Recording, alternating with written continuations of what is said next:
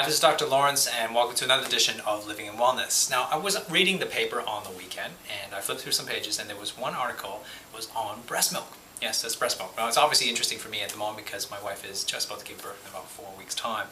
And I think if you haven't experienced, people don't like to talk about breast milk, so I'm going to talk a lot about it today. The main thing is what the article said is that, what if I told you breast milk actually increases your intelligence? Would you be interested? Would you be interested, not for yourself obviously, but for your kids or for your grandkids, depending on how old you are? And the main thing what it showed in this study is that it was actually a study of 10,000 kids, and it was done in Essex in England, and it was basically took kids who have been breastfed and then looked at their scores at age 5, 7, 11, 14 years old. And what they found was the kids that were breastfed at least for 4 weeks only, actually found that they had higher IQ scores, and they were definitely better academically in all those age groups, in all those different types of age, at 5, 7, 11, 14. Is that surprising? Well, not really, because we know that breast milk is designed for the human being to consume. So we know that breast milk is designed for our body to take in and actually build the brain.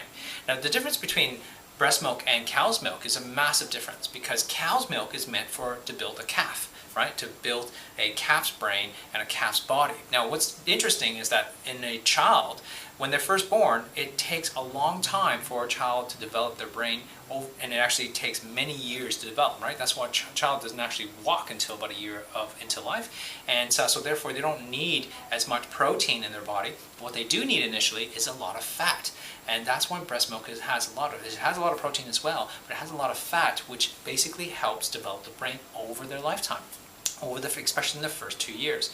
Whereas a cow, their brain is fully developed when they're first born. But what do they need to do right away? Well, they need to stand, right? They need to get up and stand and walk around. Well, a child and a baby and a human doesn't do that. It takes time for them to develop those skills, where develop those nerve endings and also the nervous system to function to allow them to walk. Where a cow automatically has a full set of brain when they're first born and needs to have the protein to build up their muscles to actually walk and stand. That's the difference. Cow's milk has a lot of protein, and large protein at that, which our human body typically do not digest very well. Whereas a human milk, which is breast milk from the mom, which is designed for the baby, is much better. Now, obviously, we're talking about mothers who can breast milk. What I'm saying is, to most mothers out there that are listening, and your daughter or granddaughter may be listening to this, is that this is a very important issue, because most people, what they do is typically just go straight to formula, thinking the formula has more nutritional value because it's got more vitamins enriched and everything else. But it's not designed for the human being. Whereas breast milk is designed for a child. Even 4 weeks of breast milk makes a massive difference in their intellectual level. Forgetting about the other benefits, which is increasing your immune system and getting the body designed to work better. Right? One of my good friends in London, Ontario, in Canada, Jamie Richards, he's a chiropractor, and he talks about eating by design. I think that's great, because your body, all of us humans should be eating by design on what we're designed for. And breast milk is one of them when we're a child.